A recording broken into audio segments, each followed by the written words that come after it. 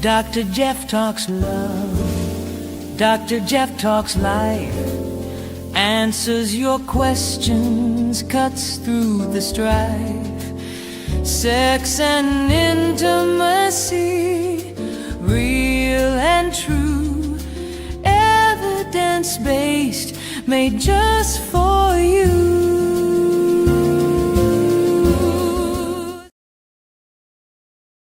Hello, everyone, and welcome. I'm your host, Dr. Jeffrey Albaugh.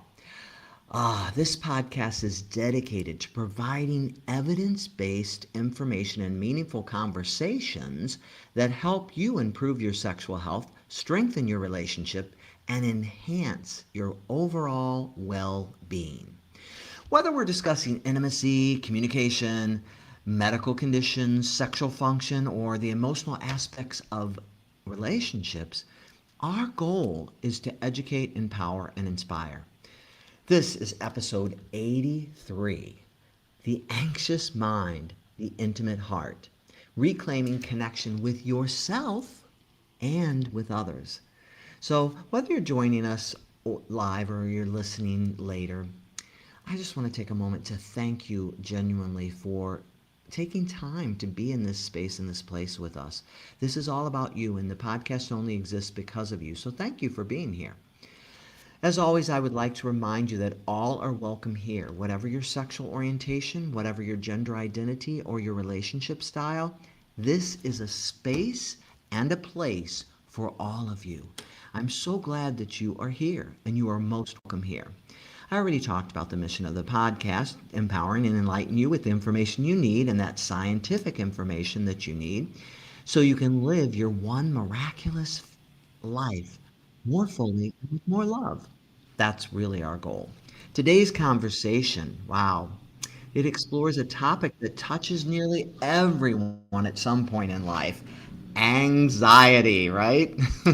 While anxiety is often thought of as something that affects our thoughts and emotions, it also has a profound impact on our relationships, our intimacy, and our sexual well-being. It affects everything. If you've ever found yourself overthinking, that voice in your head going over and over, right? Feeling disconnected during intimacy, worrying about performance over being present, or simply struggling to be present with your partner in this moment, this is the episode for you.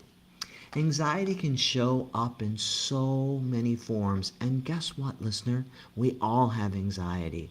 Generalized anxiety. Some of us have some perfectionism. I'm just saying. Fear of vulnerability.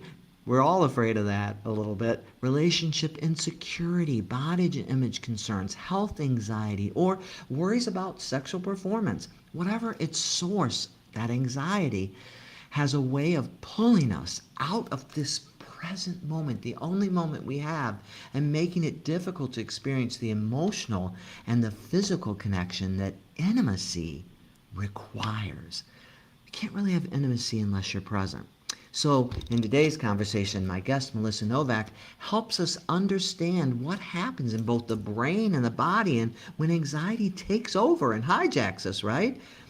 We'll discuss why stress and sexual desire often seem to move in opposite directions. Not so good. How anxiety can affect communication and relationship satisfaction, and practical strategies for helping individuals and couples reconnect with themselves, our true selves, and with each other. So, Melissa Novak, I'm so excited. My friend and colleague, I haven't seen her for a while, but it's so great to have her on as a guest. She is amazing. She is a licensed clinical social worker. She's an ASECT certified. You've heard us talk about ASECT and how to find providers through there. She is an ASECT certified sex therapist. She is dedicated to helping individuals and couples build healthier relationships with themselves, their partners, and their sexuality. Melissa specializes in that intersection of mental health, intimacy, and sexual well-being, with particular expertise in understanding how anxiety, stress, and emotional health influence desire, sexual functioning, and relationship satisfaction.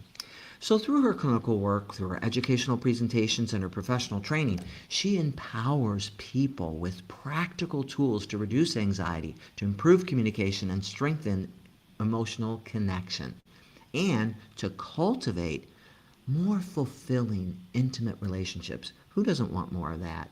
I am so excited to have my guest, Melissa Novak, on empowering us with this great information tonight. Welcome, Melissa. Hi, how are you? I'm so good. I'm so good. And I'm so happy to have you here and that you took time out of your busy practice and your busy life to be here and share your amazing expertise on this topic, which You are every very sweet and generous. I mean, don't you think everybody, we all need to think about, because we all, anxiety creeps in on everybody and it affects our I mean, intimacy. now more than ever, I don't know many people that are not feeling some vibrations at some point about any aspect of our uh, Crazy world. socio-political, personal world. Yeah, it kind of Totally, is totally, across the totally. gamut. Yeah. Gosh, I'm so excited to hear your presentation. So I'm going to hand it over to you and it's all you. Okay. Well, so, I think we were talking a little bit about before we went live how we're trying to take this really big concept and distill it down into some useful nuggets to a pretty general audience. So I'm going to really try to talk a lot about kind of what I would say is where a lot of us are living, which is in worries and problems. And I want to just offer a little bit. Oh, wait.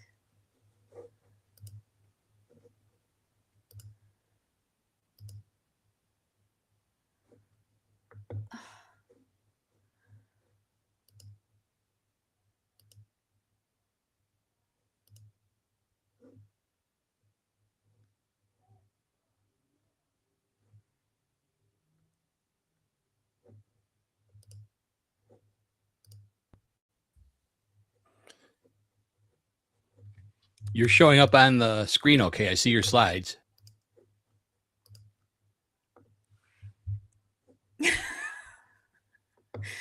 Oh, I knew something would happen. Let me get to the audio.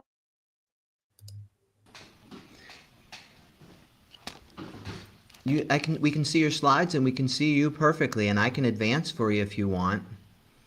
I apologize for that. Can you see your slides and yourself, or? Yeah, I can see everything. I was just trying to figure out the audio, making sure you could hear me okay. Everything sounds okay on your end? Yep, we can hear you Okay. perfectly. All right, great. So I want to distinguish between worries, problems, and disorders. So the issue is that I think a lot of people have worries and problems and wonder about when it reaches a point of disorder. So I think worries are the most frequently occurring sexual difficulty. They're concerns that are inherent in the experience of being human. And worries can be in your romantic relationships, but they can also be in your professional career, this, like I said, the socio-political context. This would be something like, I worry how fast I ejaculate, or I worry about whether or not my relationship is healthy. Then we move into problems. So the problems are actually um, suffering that afflicts groups of people, but there's lots of contributing factors and underlying causes. And so we're seeing more of an impact here. So the worries are now moving into impact. So this would be the pacing of my ejaculation is causing problems for me and my partner in the relationship. Right now, again, it's not the worry that it could be. I have a lot of people that worry that that is, but they don't actually talk to their partner about whether or not that is a actual worry of theirs. But this is an actual problem where, whoever is involved is having experiencing some impact. Then we have actual disorders. So I've got lots of folks that worry about when they orgasm or how they orgasm. But when we actually talk about moving into sexual disorders, these are going to be very specific criteria of those disorders. So they're officially recognized, they're the most frequently studied, but they're also the least prevalent. So I think there's an estimate of like 20 to 30% worry about their erections, whereas only, 5% to 1% actually have a disorder.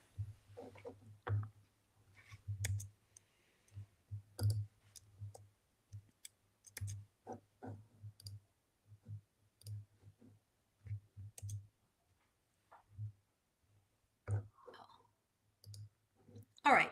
So let's talk a little bit about how these show up for us. So I like to think about worries and concerns where we're considering the regrets of the past, comparisons of the present, or fears of the future. And I think this understanding where you like to live in your worries or your concerns, right? Are you a rueful person or a regretful person? Are you frequently ruminating on things that you wish would have been different in some way? Are you comparing yourself? Are you checking, whether that be through social media or other mechanisms to see, how are you measuring up, if you will? Or are these fears of the future? Are you worried about how you are, what is going to happen in the future, how things might work themselves out?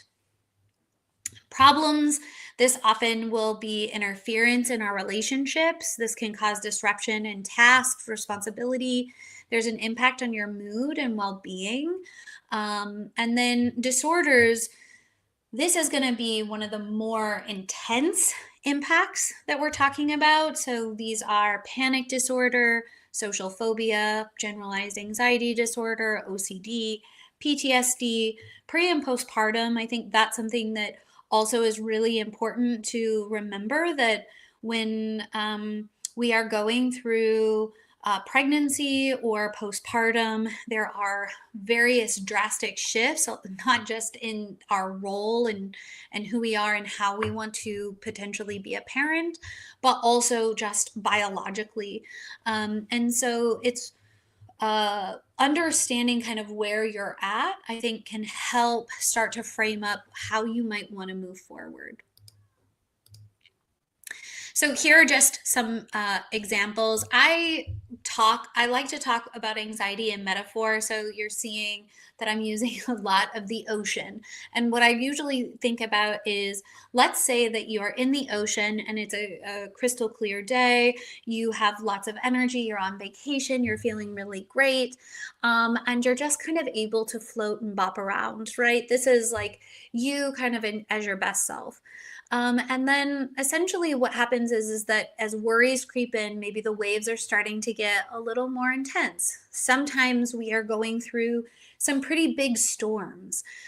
Sometimes we are going through a hurricane type of experience, and thinking about, what do I need to weather this storm, rather than how do I prevent a storm from happening. So I think the idea of the ocean really reminds us to be in a space of acceptance of what we are facing, rather than, oh, we're supposed to somehow control the ocean or control the weather. So they're going to leave me.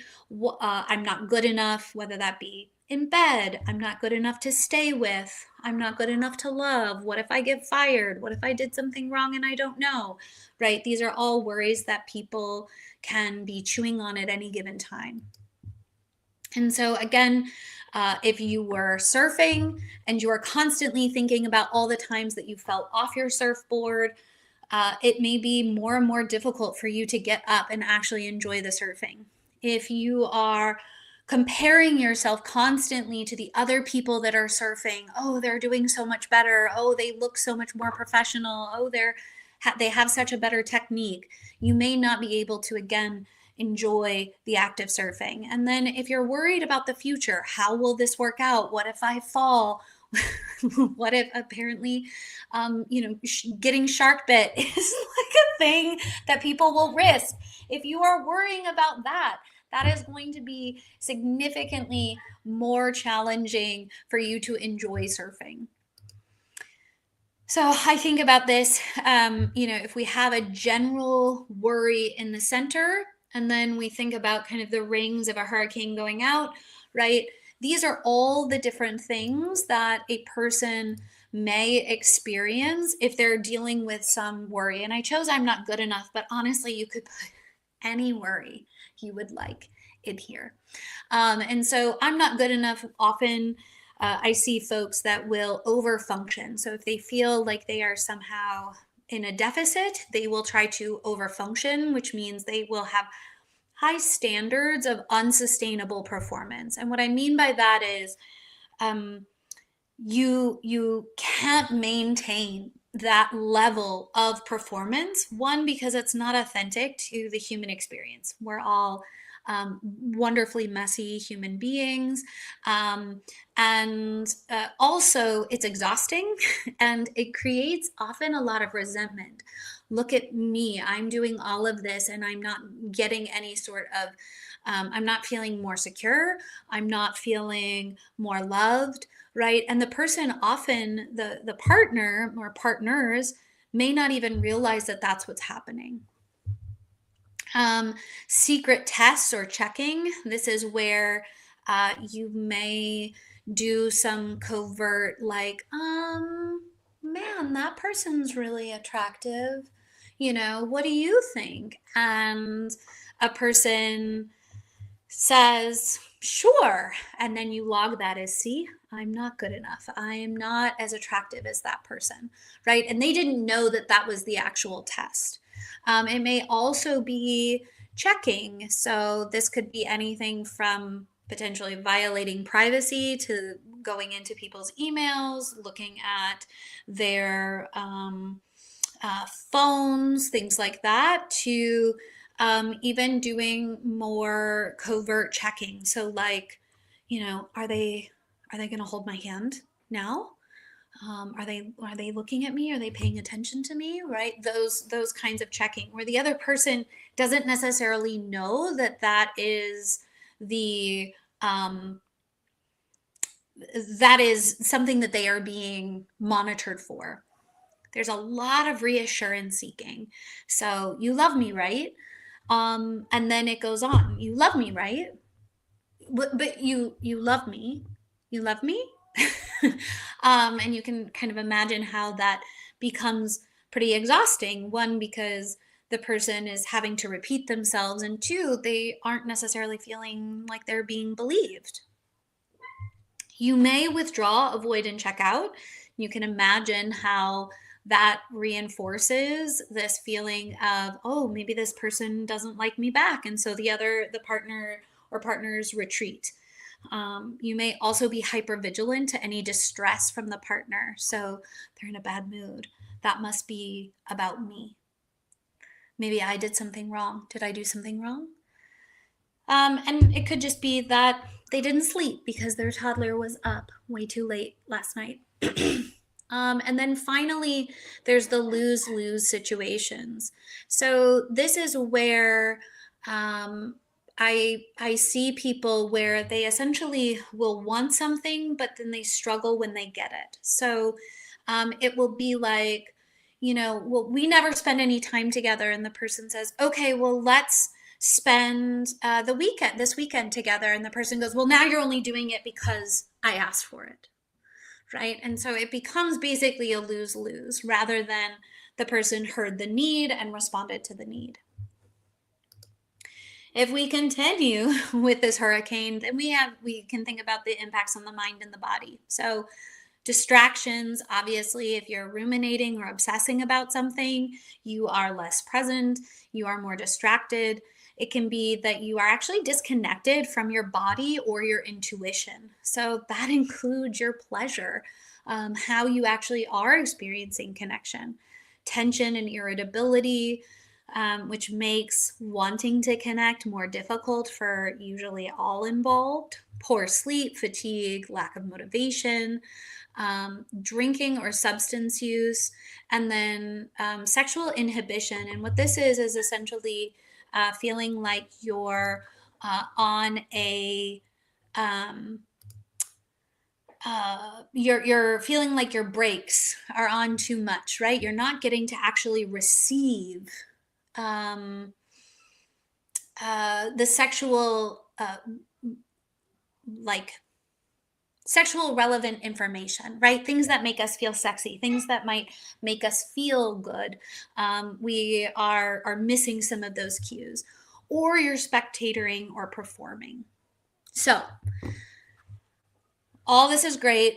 What do you do about it? So I have a couple techniques that I think are universally really helpful. But here's the deal. I'm going to give you these, but if you're going to use them, I want you to actually write them out. I'm talking like pen and paper, write these out, because slowing your brain down to write, to think, is extraordinarily helpful in facilitating some of this awareness and change that we're talking about. Okay. So, first and foremost, I really want folks to start to identify their patterns and their needs.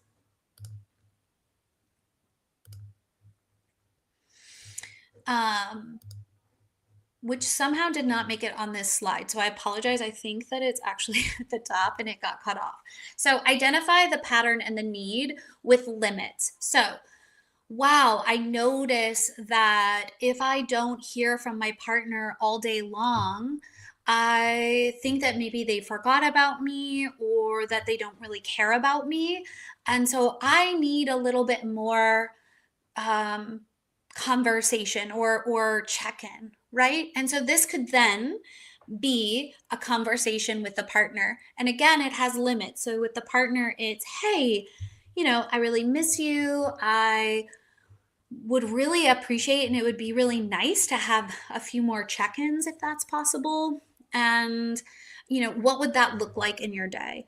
And that may be that the partner says, you know what, I'm happy to just kind of text you on my lunch break. Otherwise, I'm going to be really busy, right? So there can be sort of this way of negotiation, and you can have limits, right? So it doesn't, if you're like, basically, I need constant communication, that's fair for someone to say that that's what they want. They just may not be able to get that. And you have to be able to decide whether or not that's going to matter, right? So, if that person can't give that for me, that is a deal breaker. I think really defining the characteristics and behavior of a good partner. So when I talk to couples and they're fighting, sometimes the worry becomes, oh my gosh, if we're fighting, there's something wrong, rather than conflict is necessary and an important part of a relationship and an opportunity for growth. How do I, as a partner, as a good partner, want to show up to conflict? How do I want my partner to feel in conflict? Evaluating roles and expectations. So thinking about how various worries or anxieties might create certain roles. So for some, it could be, well, I'm always the mess and they're my fixer. Anytime that those get too rigid, anytime you always feel like the mess or somebody always feels like they have to be the fixer, that becomes very, very stressful. And so thinking about like, are there times where I can be also the fixer? And what are my expectations of what fixing or being the mess is? And then we get into testing the assumptions. So is it true? What percentage would you give it? So is it 100% true, 50% true? What data are you actually collecting? We know good slides like Teflon, bad sticks like Velcro. What are you actually looking at, right? So if you're like, they don't care about me, do you have a list of things that you keep to remind you of things that they do that are caring? And then, will you live through it if it is true? How will you live through it if it's true? Is it useful? So, does this direct you to doing something? Does this build you up, make you feel better, clarify something? Or is it simply just an unproductive worry? That leads us into, is it productive or unproductive, right? Does it provide you direction? Does it provide you opportunity? Or is it just something that you sit with and do nothing with? This is something else to ask yourself, is like, what am I actually going to do with this if it's productive? If it's not productive, it's usually, oh, I'm not going to do anything with that. Is it, I think about this a lot when folks are saying something like, contemplating separation or breaking up, and I ask them, are you willing to actually break up with someone? And they say no, right? Then worrying about whether or not you're going to break up is not productive or useful. Is it universal? So if somebody else was telling you this, giving you this perspective, would you put the same rules, right? Does this work for anybody else? Does it work for your children? Does it work for your friends? Does it work for your family members, your sister, your brother, siblings, right? Do we apply this to anybody else but ourselves or our partners? Carrying it out, actually talking through the feared outcome and how you're going to live through that, what you would do. Obviously, I think, in my opinion, getting help. So if none of these things are really working for you, then it's time, let's get help. And I think in this day and age, all help should be on the table. That includes therapy. That includes medications. Medications are incredible, and there are some really incredible ones out there, and they literally can be a life preserver in a hurricane, right? As much as we might want to get out of the hurricane, having a really good, whether it's a dinghy, a life preserver, something to help you weather the storm, medications are really helpful. And then additional healing options. So do you want to try Reiki? Do you want to try sound baths? Do you want to do yoga? Do you want to do acupuncture? All healing is on the table. Are you going to be open and trying that? And then finally, I will give you a few rules. And I don't really love rules, but a few rules that I often tell my folks when we're getting into some of the couples work we do, or even some of the individual work that I'm doing, which is, are you in the mindset of curiosity, compassion, and openness? So where are you in relationship to those three things? When we're in our worries, when we're in our anxieties, it is often perfectionism, urgency. It is all of these things. And we want to really be much more in a mindset of curiosity, compassion, and openness. So what is it going to take to get you there? If you ask, you need to be willing to hear.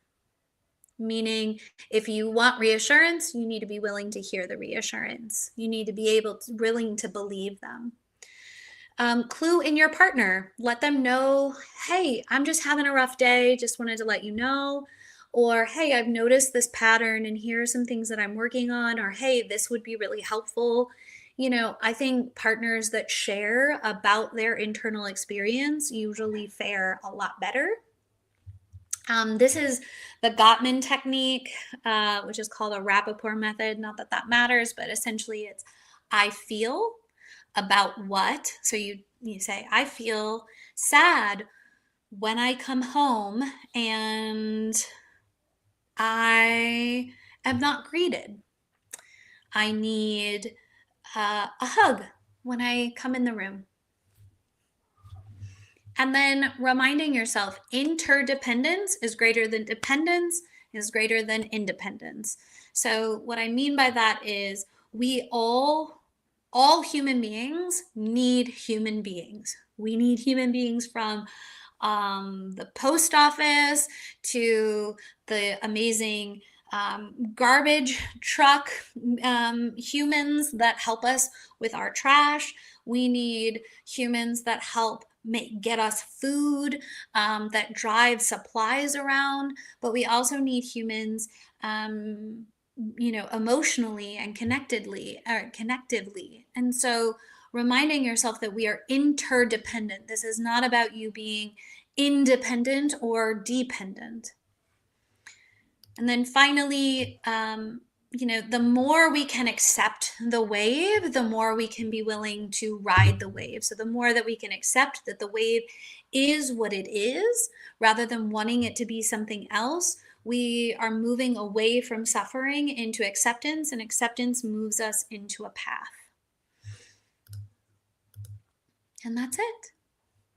I was trying to get in to the 10 minutes. I think I went way over, but I also had the technical difficulties. So I appreciate you people bearing with me on that.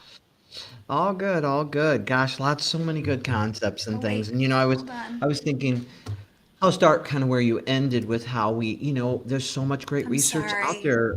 I am having trouble hearing now. Oh, you're not hearing? Oh, there, I got it. Okay. I was thinking a lot about kind of where you ended and how there's so much great research out there about how we're hardwired for connection. Daniel Goleman's research on on social intelligence, and that we think we want to be independent, but we are truly all connected to each other and the world around us. And I think that's such an important concept for us to remember, that sometimes you want to hold down in your little space and not deal with anything, but you can't. We all are hardwired. It is not optional for connection with other human beings, right? Yeah, I would say the level or the requirement of connection can vary from person to person. Mm-hmm. And at the same time, we really need to acknowledge how much as human beings we rely on each other for Yeah. everything.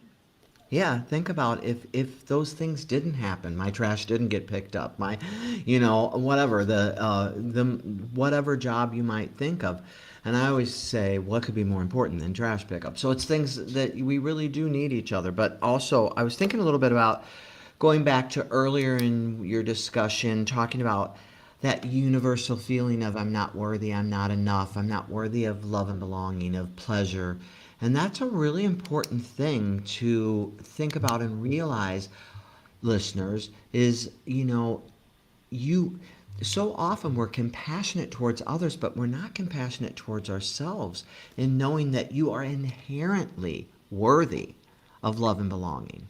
My favorite explanation of this is someone said, and this goes with my theme. Someone says that when you're on the beach, you don't ask the sand why it exists or if it belongs.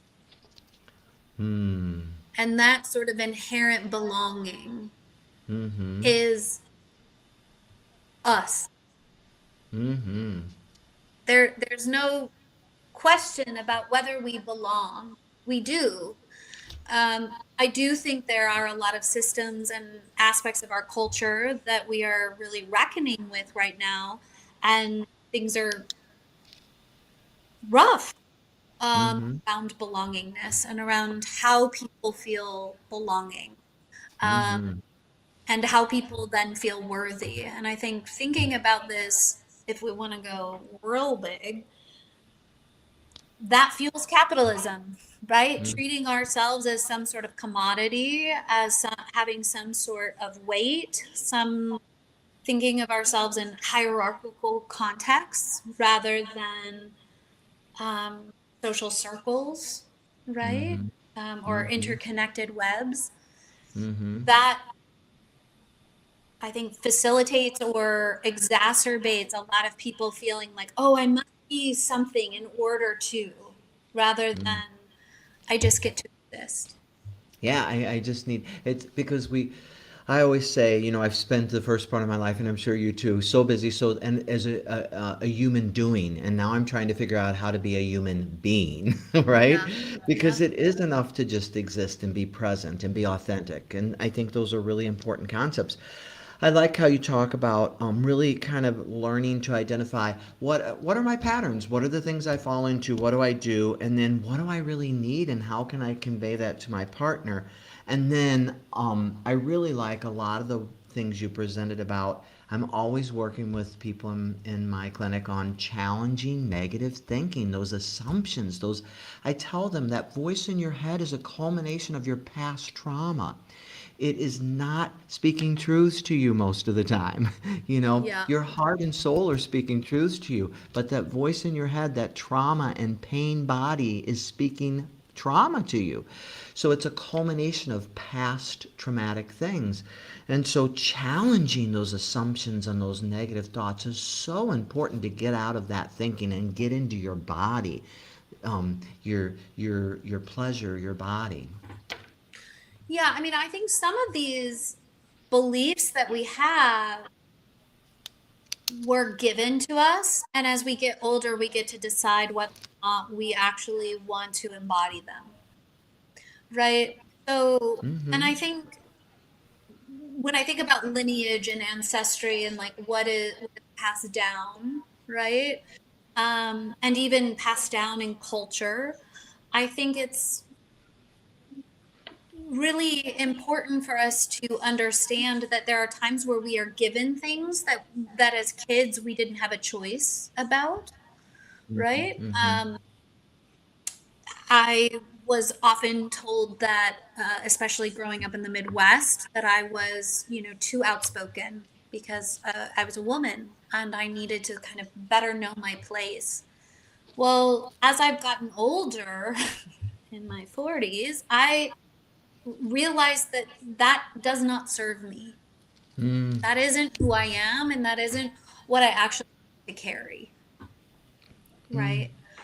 And so I think being able to understand and recognize these patterns and ask ourselves what we need. I don't think any one person is supposed to meet our needs, no more than I think we meet all of our needs.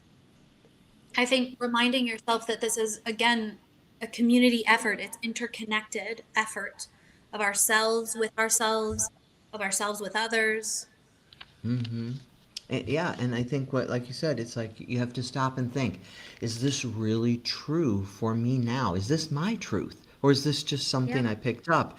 And then also, does this serve me? You just brought that up now. Does this serve me in my life now? No. To speak, to let my voice be heard, to speak my truth does serve me. So, I think you give a really good example of that. That's great.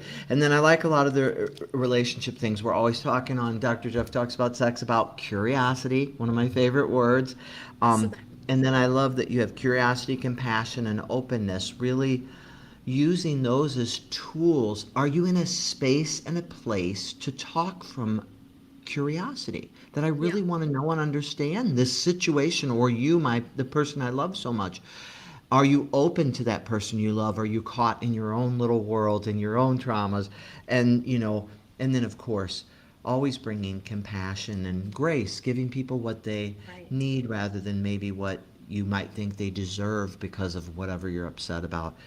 I think those are really important big Those are things. ways that I've had to really learn to pump the brakes. I am much more in my relationships like, I want to address this. I want to address it right now, right? And I may not be the most effective. And I typically will tell people, right or wrong, if you're not effective, it really doesn't matter. And so I'm really trying to ask myself, like, okay, if I'm going to bring this up, if I'm going to actually grapple with this with another person, what is the spirit by which I'm bringing this? And there may be times where I am unable to tolerate waiting, and I have to own that then. I have to say, I am not in a great framework. I am not in curiosity. I am angry. And you can do that too. You can be in that place too. But that is ownership and also thoughtful and respect for the partnership, right? So it's not just about me and my needs, it's an acknowledgement of the whole system. And then really, like you said, owning this is where I am. This doesn't mean this is your fault. I'm not attacking you. I'm in this space where I am upset. And then I think I love the Gottman techniques and I use them all the time. And it's very awkward when people begin to use those techniques. They're like, it feels weird. I'm like, but what you're doing is not working. That's why we're It here. is the best. People will just shelve awkwardness because, like, name one thing that you've had to learn that you can do well that didn't start off with awkwardness. Totally, And totally. And so so, they'll say, yes. yeah, and I will tell people too with the Gottman technique, try not to use the word you. Totally. When you do this, when you said this, it is almost now I almost see it as like a challenge, so I love it. It's like Hmm. a Hmm. puzzle to solve, which helps Yeah. give me a little distance when the conflict is hot. Yes. But my couples, if they'll it sounds like marbles in your mouth at first, and if I can get the couples to uh, practice this, it becomes so much more effective because the person will say something like, "I feel hurt, anguished, defeated when there are jokes made about my body. Mm-hmm. And I And I need. need to know that I'm attractive." That is a totally different conversation than, gosh, why are you saying that?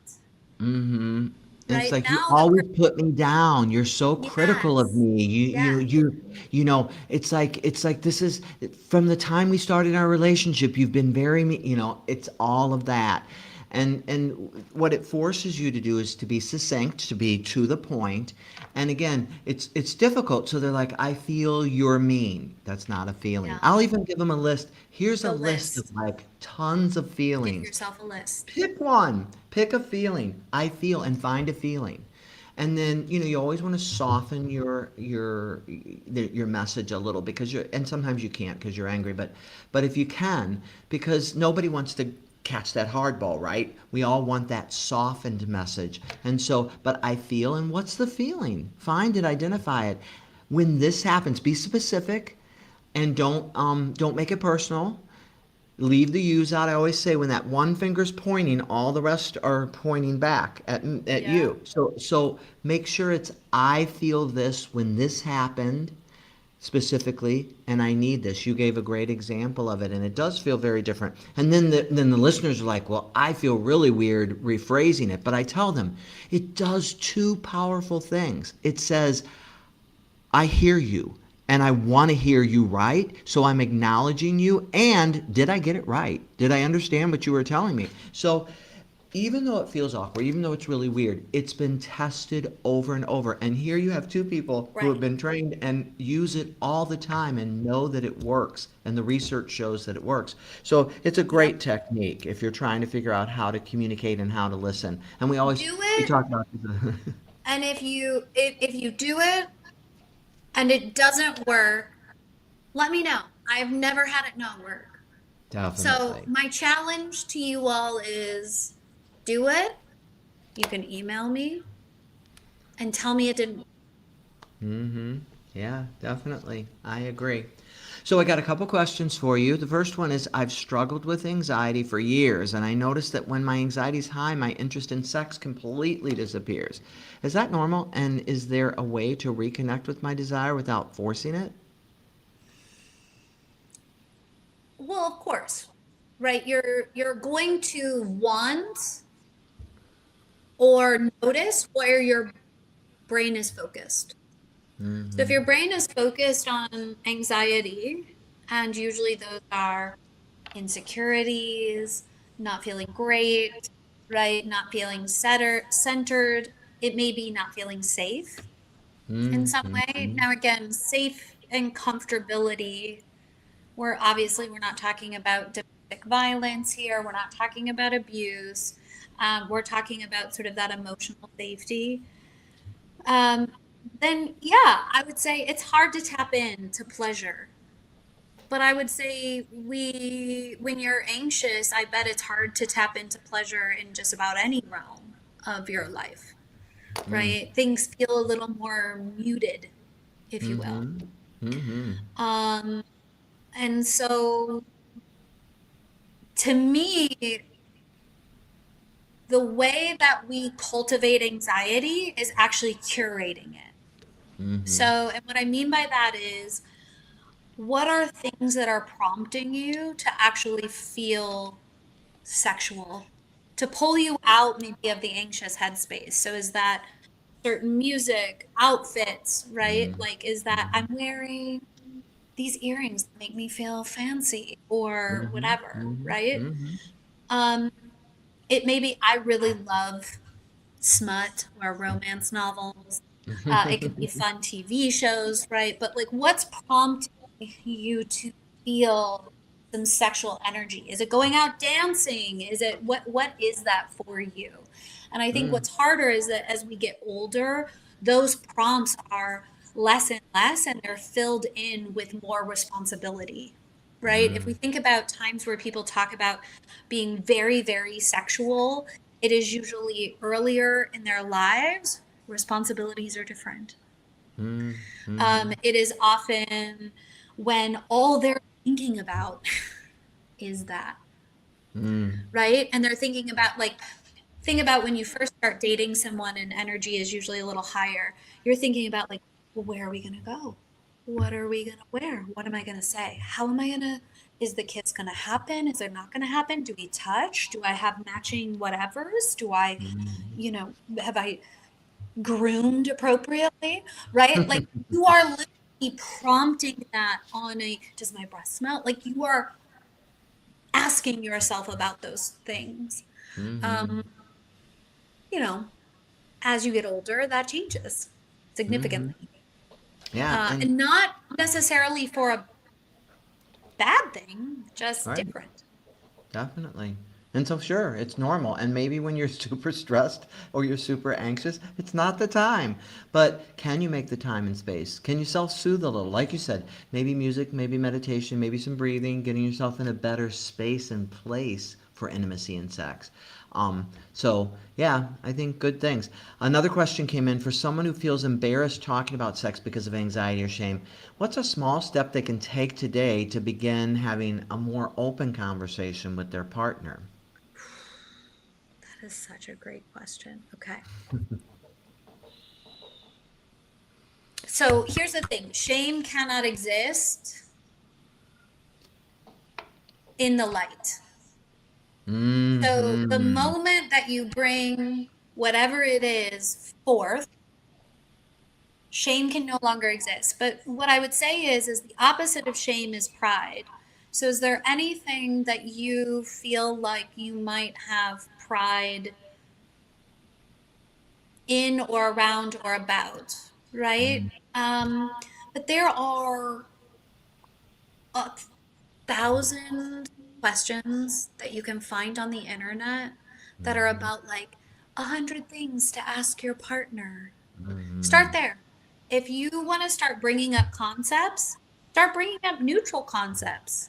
And so then it can gradually shift, right? We can shift into aspects about, you know, what's a longing that you're worried you won't experience, right? We can go into deeper, more existential questions, right? These are all ways that we can dip our toe into vulnerability. They don't have to be necessarily, you know, um, I really need to touch this body part this way, which I think that's the problem for me is like that's my Tuesday. I mean, that's literally Mm-hmm. what I don't know about you, Mm-hmm. Jeff, but Mm-hmm. it's like that's kind of what we talk about all the time. So for Mm-hmm. me, that's like, oh yeah, sure, of course you can have that conversation. Um, but you can talk about kissing, hand I was holding. thinking the same thing. I was like, start with something less threatening, like, what's your favorite way to kiss, you know? And Yeah. where do you like to be Watch a kissed? TV show. Yes. Comment on that. Find Yes. something, read a book and find a passage that's like very alluring, right? It doesn't have to be super explicit, right? Mm-hmm. And be like, this is really hot for me. I really like this. Mm-hmm. And, or think of something like, you know, um, normalize it for them. So maybe say, I really love it when you touch the small of my back and walk up behind me and do that. Is there anything I do that you really like, or is there anything I can do that you would really find to be satisfying to you, or whatever? And Positive it's a, reinforcement. Oh, that's nice. Okay. exactly. Yeah. That was good. I like when you do that. And Yeah. sometimes it's like, you need to also set right in a loving tone. I don't really like when you grab my butt, because I feel super self-conscious. It's nothing to do with you, you know. I have my own issues and stuff. So yeah, I think there's so many ways to start the conversation. And the biggest thing, I don't know about you, Melissa, that I always tell people, if you don't start talking about it, you'll never get used to it or get better at it, you know. And you don't have to start talking about intercourse or genitals or anything like that. Just start talking about kissing, hugging, spooning, whatever you'd like. So yeah. Yeah. I'm reading this book or I saw this podcast, Mm-hmm. let's Mm-hmm. watch it together, right?